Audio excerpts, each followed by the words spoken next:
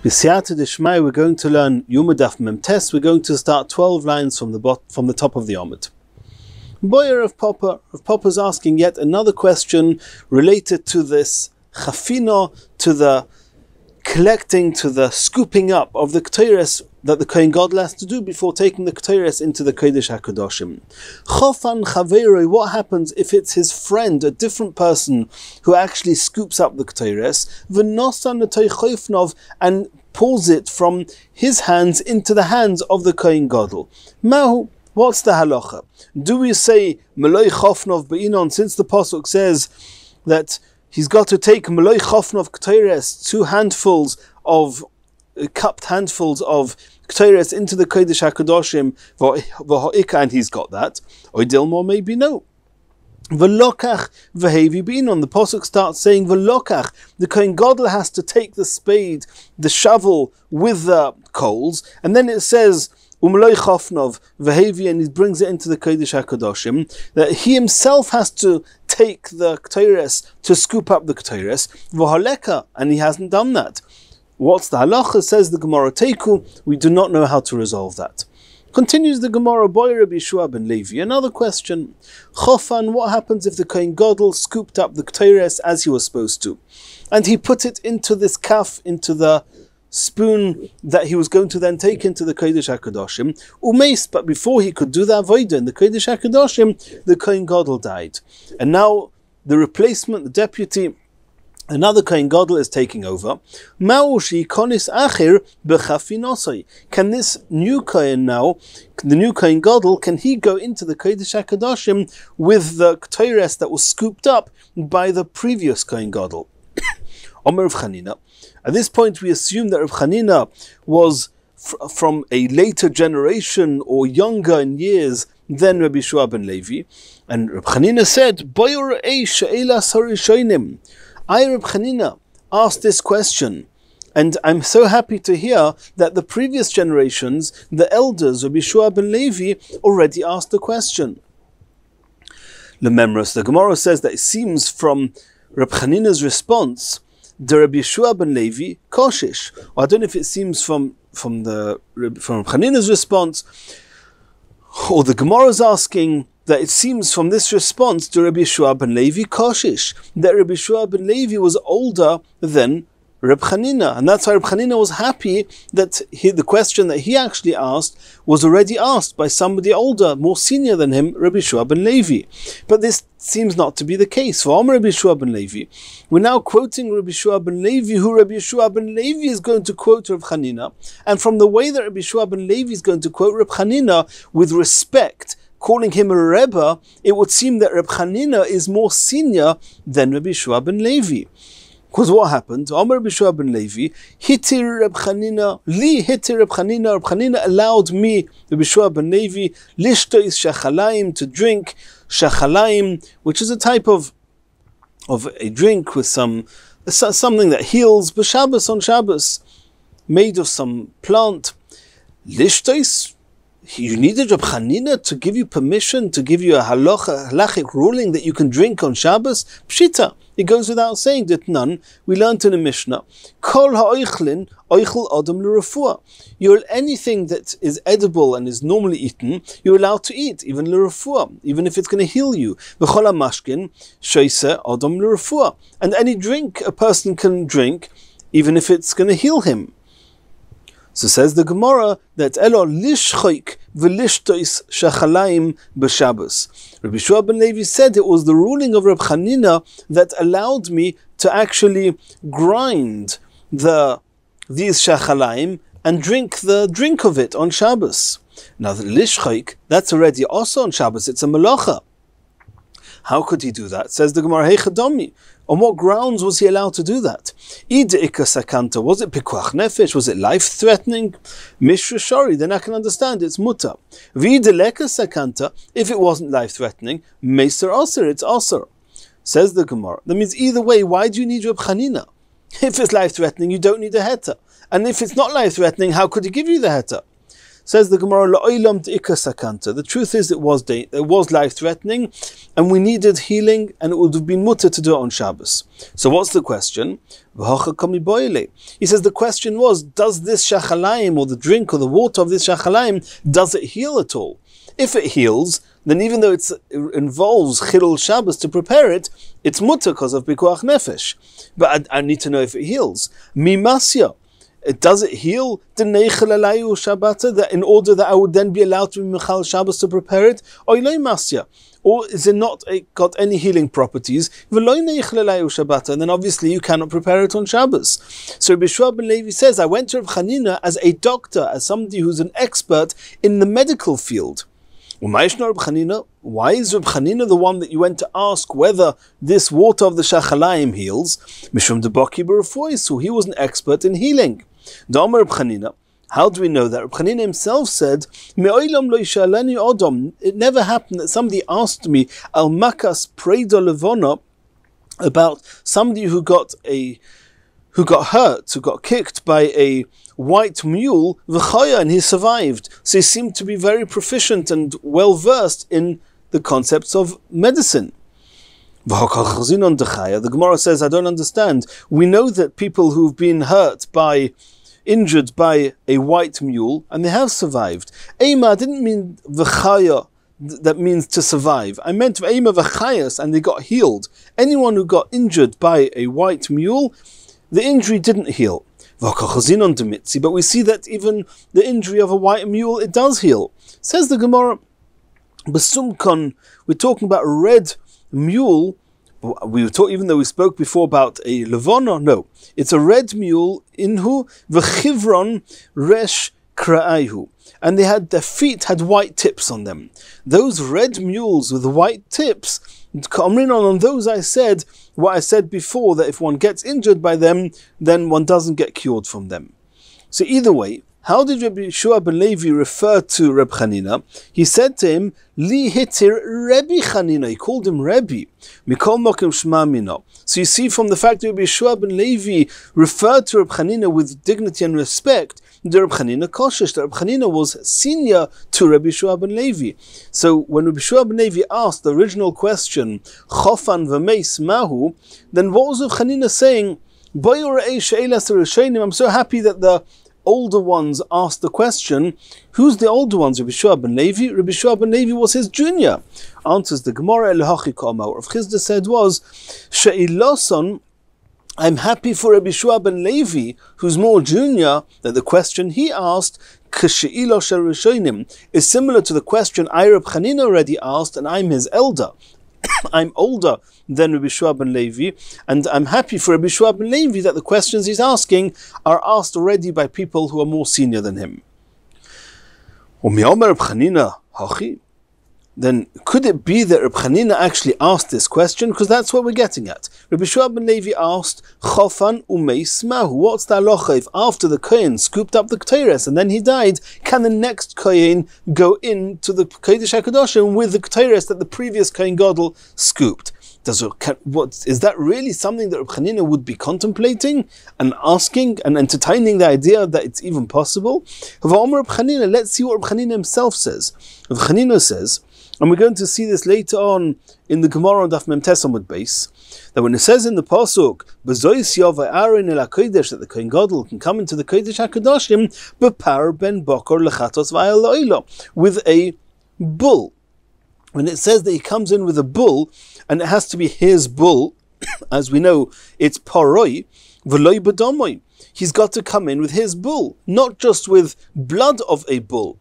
Here, with the shlita, we've already learned previously in the Masechta, when was the bull shechted? Before he scooped up the ketores. We learned about that earlier. So here you've got this kohen who did the shlita. The blood is in the process of being stirred by this person, as we saw at the end of the previous perek. And now the previous kohen gadol, whilst the blood was being stirred, then went and scooped up the ketores, and then he died. His bull has been shechted already. Reb Chanina says, "Bepar v'loy b'damoy shel par." Every kohen gadol, when the kohen gadol goes into the Kodesh HaKadoshim, b'zois yov Aaron el hakodesh, bepar, he has to own his own bull. It's not good enough that you're going in with blood. this second Kohen Gadol, is it his bull? It's not his bull. This bull belonged to the previous Kohen, the Kohen Gadol, the one that's not alive anymore. So it must be Reb Chanina holds that the second Kohen Gadol who's taking over must shecht a new, and has to take a new bull, his bull, and he has to shecht another bull. But you've already done, the previous Kohen Gadol has already scooped up the Ketores. Are you allowed to scoop up Ketores before the shlita of your bull? No, normally the order is first the bull gets shechted and then you scoop up the Ketores. Over here, Reb Chanina says that the next Kohen Gadol has to shecht his own bull, then he obviously has to do a new chafina. He has to scoop up the Ketores, because otherwise the Ketores that was scooped up by the previous Kohen Gadol was scooped up before his shlita. V'omer Rav Chanina holds Ketores shechofna kodim shchita sapar. If the Ketores was scooped up before the bull was shechted, le'osav v'lo klum. It's possible. You have to do a new chafina after the shchita. So since Rav Chanina holds that you need to do a new shchita, and then obviously you have to do a new chafina, what's the question? Can the second Kohen Gadol go in with the spoon of the Ketores that was scooped up by the previous Kohen Gadol? Of course not. What's Rav Chanina doing asking this question at all? Says the Gemara Hachi Ka'omar. This is what Rav Chanina was saying. Since Rabbi Yehoshua ben Levi asked this question, Michlal, it would seem from the question that Rabbi Yehoshua ben Levi de Kosova, he holds bepar, when it says in the pasuk B'zoisya ve'aron el hakodesh bepar v'afilu b'domei shel par. Rabbi Yehoshua ben Levi clearly holds you do not need to do a new shchita. It's good enough to go in with the blood of the bull, even though this blood came from a different kohen's bull. So the first Kohen Gadol died, the blood's still there, it's being stirred, and the new Kohen Gadol can go in with that blood. So it doesn't need a new shchita. If so, the question is, that was Rabbi Yehoshua ben Levi's question, do you have to in any case do another chafina or not? And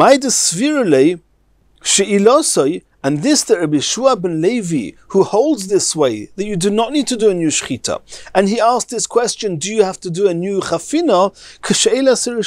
All those who argued with me, Reb Chanina, Reb Chanina hold, you have to do a new shchita.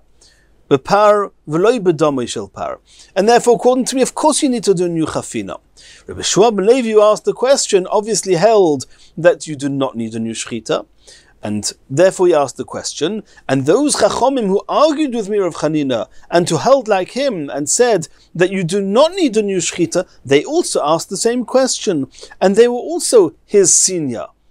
And that's what Rav Chanina was saying, that Rabbi Yehoshua ben Levi asked a question that people senior than him already asked, not Rav Chanina himself. The people, his colleagues of Rav Chanina, the chaverim of Rav Chanina, who argued with him in this issue of whether you need to do a new shchita or not, and exactly who these chachamim are, we're going to see in the Gemara a bit later.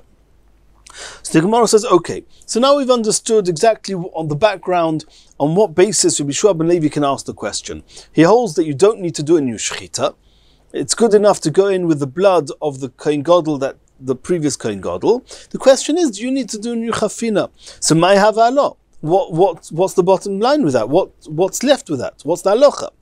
Omer of Papa. Rav Papa says as follows: which is something we've already mentioned previously, and is actually going to be an official question going to be asked in the Gemara in a few lines from now. That what does the Kohen Gadol have to do another chafina in the Kodesh Kedoshim? Which means, does he have to pour out the Ketores from the Kli into his hands, and then from his hands pour it onto the coals, or not? So if Papa says, in the event that you do have to do a new chafina, then chaveri nichnas bechafinose. Then the second Kohen Gadol can go into the Kodesh HaKadoshim with the spoon of Ketores from the previous Kohen Gadol. What was your question? Maybe he has to do a chafina himself, as it says in the pasuk v'lokach v'hevi. He will do a chafina. He's going to do the chafina in the Kodesh HaKadoshim. Dahamikaima. He's going to do a chafina in the Kodesh Kedoshim. However, according to the opinion, or in the event that we'll assume that the Kohen Gadol does not do a new chafina in the Kodesh HaKadoshim, and he only does the scooping up once, when you initially took the Ketores, that's the question. Since this Kohen Gadol is not the one that did the scooping, it was the previous Kohen Gadol who died, can this Kohen Gadol go in like that based on the chafina of the previous Kohen Gadol or not? That was what how Rav Papa analyzed the situation here. Rav Papa, Breder Rav Yeshua, Rav Huna, said in the name of the Rav Huna, Breder Rav Yeshua said to Rav Papa, Adarabba, I argue with you on the contrary. If he has to do a re-scooping, which means he has to pour out from the spoon back into his hands before pouring the ketores onto the coals, then of course he cannot rely on the previous Kohen Gadol's scooping. Of course the second Kohen cannot go in with the ketores of the first Kohen, because we know that chafina has to be exactly full, every Kohen, according to the size of his hands. It's not likely that two Kohen Gadol's have exactly the same size hands. So that certainly wouldn't work. However, in the event that one does not have to scoop it up again, then that's the question. The question will be, if you don't have to scoop it up again, can you rely on the chafina, on the scooping of the original Kohen Gadol? And this is where the Gemara officially says we had this question, does the Kohen Gadol, besides for scooping up the ketores at first and putting it into the spoon and taking it into the Kodesh HaKadoshim, does he have to again, in the Kodesh HaKadoshim, pour it back into his hands? And we already discussed earlier that the reason that he put it into the spoon, into the ladle, was because he had no choice. He had to do that because at the same time he has to take in the shovel of the coals. He cannot have his hands full of ketores and take in a shovel of coals. We discussed that previously. So the question is, what happens? In the Kodesh HaKadoshim, does he just pour the ketores onto the coals, or does he have to first empty the ketores into his hands and then pour from his hands onto the coals? Tashma, we're going to try and bring proof. We've seen this a little bit before, that the Mishnah said, the Mishnah said at the beginning of the Perek on Mem Zayin Amud Aleph that every Kohen scoops up the ketores according to the size of his hands, and that was the measure. What does that mean? We already saw there's three different ways of reading that. So the Gemara is going to say that again here.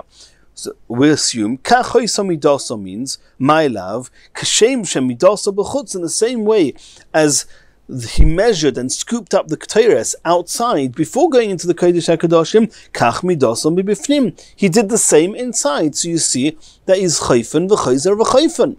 You see that clearly. And if that would be the case, then coming back to our question here, we saw that Rav Huna said to Rav Papa that if chayfen v'chayzer v'chayfen, of course the second Kohen has to do a new chafina because the size is going to be different. He's got different size hands than the original Kohen Gadol. Says the Gemara, Loi, that's not what the Mishnah means, or maybe it's not what the Mishnah means. There could be other ways of understanding the Mishnah. Dilma, maybe what the Mishnah means, that if he doesn't want to scoop it up with his hands, he wants to create a utensil that has exactly the amount, the measure that he would have had he scooped it up. He's allowed to. V'kachi midasa, that's the measure of the utensil, should he want to make one. And we discussed that before. Is he allowed to make such a utensil or not? And one of the proofs we tried was from the Mishnah that kachi midasa, that's what it means. There we refuted it, saying maybe the Mishnah doesn't mean that. Maybe it means chayfen v'chayzer v'chayfen. Inami shelo yechsav v'shelo yoser, that the words kachi midasa means make sure it's exactly the two hands full, a cupped hands, not more and not less. And so we cannot bring proof from the Mishnah because the Mishnah could mean any one of three different things. Tashma, but however we're going to bring proof from elsewhere that chayfen v'chayzer v'chayfen. Because from a Brayse it says, Keitzadu oisa, how does he do the second chafina? It says explicitly that he does a second chafina in the Kodesh HaKadoshim. The question is how? There's one thing at the beginning where they brought out a shovelful of ketores, and he would put his hands in and scoop out what he has to scoop out. But here he's not doing that. He's already done that. He's poured the ketores into this spoon, into this ladle. Now, how is he going to get it all back into his hands now? How is he going to tip the contents of a ladle into his hands if it's going to fill up his hands completely? So what should he do? He starts by grasping this ladle, this spoon, at the tips on his fingertips. He holds his hands in a cupped shape, and he holds the base of this bozoch, of this spoon, with his fingertips. And then slowly, v'yesh oimrim b'shinov, and others say with his teeth. And then slowly, umale begoidlo, he uses his thumbs to slowly move the whole bozoch, the whole ladle, towards his body. The ladle, the handle of the ladle is facing his body, and he's going to slowly move that whole full bozoch towards himself, towards his body, until the tip of the ladle can be grasped in between his two elbows that he's put next to each other. He's holding his elbows in front of his stomach, he's holding his elbows together, and that's how he's going to grasp the tip of the handle of this ladle. Umale begoidlo, he brings it forwards with his thumbs until the handle reaches his elbows, and then and then somehow he turns it over, maybe with using his thumbs, or maybe rolling the handle a bit with his elbows, and now he's slowly going to turn this bozoch, this spoon, onto its side, letting the contents of it pour back into his hands. And then it pours, he re-pours it back into his hands. And then he piles it up onto he heaps the ktores from his hands, he heaps it onto the coals lying on the shovel on the floor of the Kodesh HaKadoshim. Why would he pile it up? Why will he heap it up in a heap on the coals? In order that the smoke should be slow in rising. Others say not tzovra, he doesn't heap it onto the coals, rather mefazro, he spreads it over the coals, in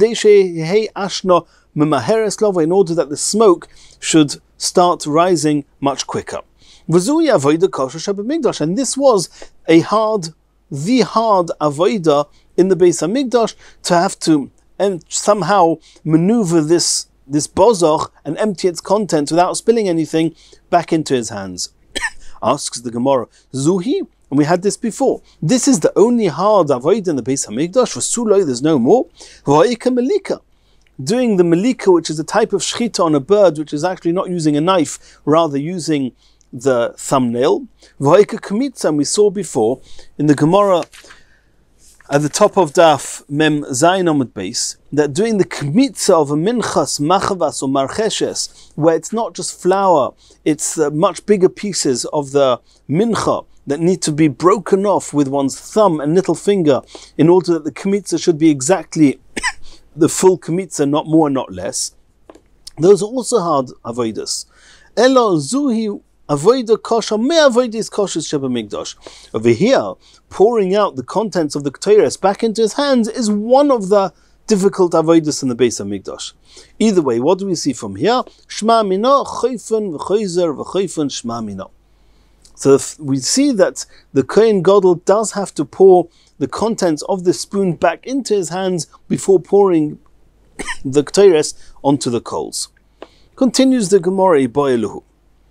Shochat, what happens if the Kohen Gadol shechted the bull? Before we said what happens if after he shechted the bull, the Kohen Gadol scooped up the ktores and put it into this bozoch, into this spoon, and then the Kohen Gadol died. What happens if he shechted the bull and died? He hasn't necessarily done the chafina at all.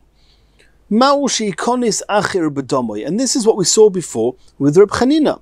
Can somebody else, can the next Kohen, the Kohen Gadol that's going to take over, can he go and use the blood that's being stirred, that came from the bull that belonged to the previous Kohen Gadol? Can he use it? Can this second Kohen Gadol use that blood, or does he have to shecht a new par, a new bull? Mi omrinon, do we say that the pasuk says B'zois yove Aaron el hakodesh b'par ben bokor b'par v'afilu b'dami shel par? Either you can own a bull and shecht it, or you can just have the blood of a bull that was shechted that belonged to a previous Kohen Gadol. Or Dilma, no, b'par v'loi b'dami shel par. It's not good enough that you just have the blood of somebody else's bull. You have to have owned your own bull. Reb Chanina Omer, as we saw in Amud Aleph, Reb Chanina holds, "B'par v'loi b'dami shel par." It's not sufficient that you just use the blood of somebody else's bull. You have to shecht your own bull. Rish Lakish is one of those who argues with Rav Chanina and says, Bepar, afilu b'domei shel par. Reb Ami Omar, Bepar v'loi b'domei shel par. Reb Ami says, like Rav Chanina.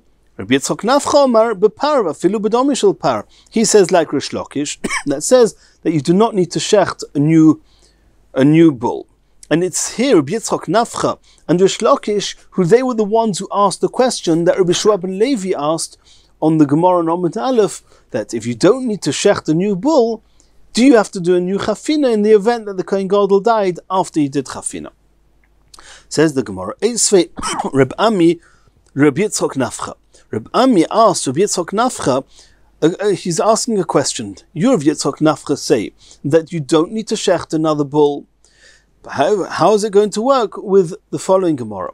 Nimnin, that when it comes to Korban Pesach, we learned about this in Pesachim, Daf Samach and Daf Peites, that one can register people onto the Korban Pesach, but even after they've been registered, they can withdraw from this list, from belonging to this Korban Pesach, and register on a different Korban Pesach. Until when? Nimnin u'moishchin yedeh mimenu achi yishchet.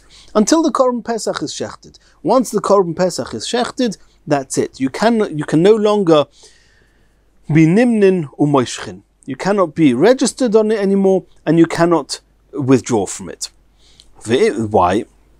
Because we learn from the Pasuk says, V'im yim atabayis mihayois miseh, that you have the minui has to be on a seh, on a sheep.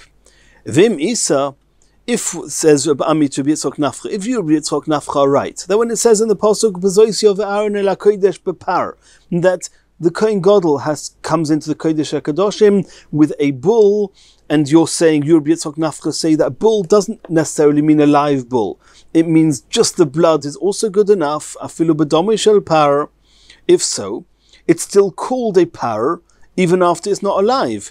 If so, then regarding Korban Pesach, why don't you say that it's considered a seh, mihiyois miseh, ad she yizroik, until you do the Zrikas Adam? All the while that the blood is still here, and haven't yet sprinkled it on the Mizbeach, you haven't poured it onto the Mizbeach, then it's still considered that the seh is here. You should still be able to be nimnin v'moishchin.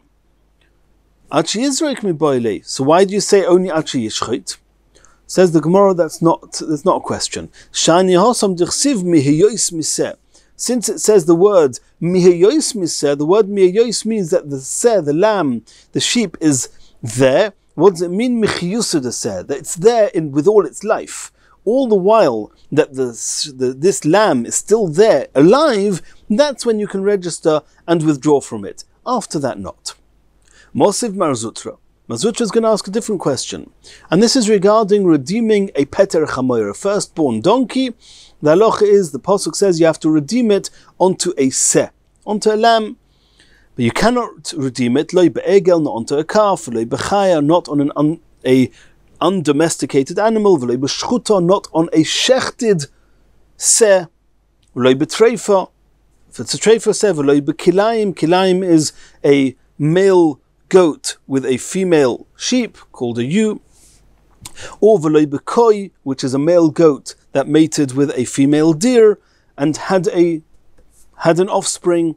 All those are not good enough. They're not called seh. Elo b'seh, it has to be a regular, live, kosher seh. A lamb, a sheep. So what do we see? We see that shchuta, a shechted seh, is not considered seh. Upeter chamer tifte b'seh, and it says not with a shechted one. So how can you say that bepar means even a shechted par, just the blood of the par is considered a par? You said here that seh, a shechted seh, is not considered a seh. Answers the Gemara, Shani Hosam, there's Xeris Akos of the Alif, seh mi Pesach. It says upeter chamer tifte b'seh, and it says regarding Korban Pesach also, it says v'mima patabayitz miyois miseh. It says that it mentions a seh, so we learn out from Pesach. In the same way as Pesach, it has to be michiyusa de seh, so also the pidyon of the Peter Chamoyer has to be with a live seh. Ima Lalon asks the Gemara, if so, if you learn out Peter Chamoyer from Pesach, maybe it has to be zochor, it has to be male, tam, it has to be without a blemish, uben shona, and it has to be a year old, or up to a year old, then are you going to say afkan regarding Peter Chamoyer? You can only redeem the donkey with a male sheep, with an unblemished sheep, a sheep up to a year old. Talmud Loimer, tifte riba. No, it says in the pasuk twice. V'chol Peter Chamoyer tifte b'seh, v'imloi sifte v'arafte, v'chol b'choyer odom b'vanecha tifte. It says twice the word tifte there, riba, to include even a zochar, even if it's not a zochar, not a tam, and not ben shana. Tifte riba. If you've got this extra pasuk to say that you can redeem it even on things that are not similar to Korban Pesach, then afilu kulunami. Then what about all the things we mentioned before? Egel, chaya, shchuta, treifa, etc. It says imkein seh ma'ahanile. If you can redeem it on anything, why does the pasuk say seh? It says seh to tell us it has to be a seh, to the exclusion of all the things we excluded, including shchuta. When it says tifte, to say that it doesn't have the other restrictions of Korban Pesach, namely Zochar, Tam, and Ben Shana.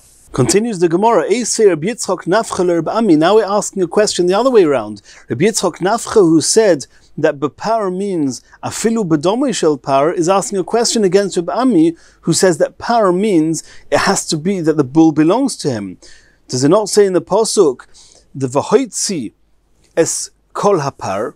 The pasuk says v'hoitzi es kol hapar el mechutz lamachne, that afterwards, and this is part of the Yom Kippur Avodah, this bull is later, it's been shechted already, but the par is going to be taken outside the machne. The question is over there, what's taken out of the machane? The pasuk says the par, the bull. Well, this bull is not alive anymore, and you see the pasuk calls it a bull. So how can you, Rav Ami, say that par v'loi b'domi shel par, that par means a live par, is not good enough just that you have the blood of the par?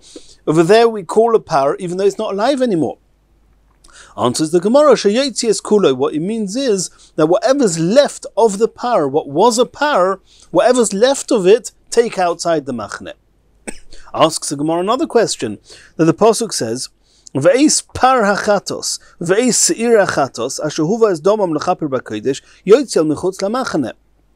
Again, we refer to the par hachatos and the seir hachatos, even though they're not alive anymore.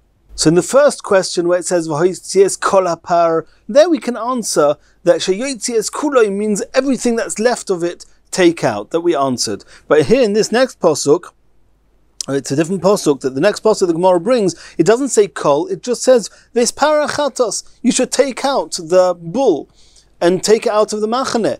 And this bull is not alive anymore. And since it doesn't say the word kol, you can't say sheyotzies kuloi. So you see that par is considered a par, even though it's not alive anymore. That's how Tosfos explains this question. Omer of Papa answers, you have to understand like this. Bo'oru bosor uperesh, when it's talking about the skin of the animal is there, and the flesh is there, and the intestines are there, then the kuli alma lo pligi, everybody agrees that it's considered a par. Ki pligi, the question is, bedam, when all you're referring to is the blood, just the blood, is that called a par? When it says, B'zoisio ve'aron hakodesh el hakodesh bepar, and over there, all you've got, all the second Kohen Gadol is going to use now of the original bull is going to sprinkle the blood in the Kodesh HaKadoshim. He's only using the blood. He's going Bezois Yovoi Aaron El HaKodesh. And this blood, is that considered his bull, or is it considered a bull or not? Marasovar dam ikripar, or Marasovar dam lo ikripar. The machleikas we had before, Reb Chanina and Yesh Lakish, or Reb Ami and Rabbi Yitzchok Nafcha, they're arguing, is dam, is just the blood considered a par or not considered a par? Omer Rav Ashi says, Mistabra, it's probable that command Omar dam ikri par, it's probable that blood on its own is called a par, and therefore, if the Kohen Gadol dies after the shchita, the second Kohen Gadol does not need to shecht his own bull. It's good enough that he goes in with the blood of the original bull. Why? Because it says in the pasuk, in this pasuk we've been talking about, Bezois Yovoi Aaron El HaKodesh Bepar Ben Bokor. Well, what do you think this pasuk means? It's talking about going into the Kodesh HaKadoshim with a par.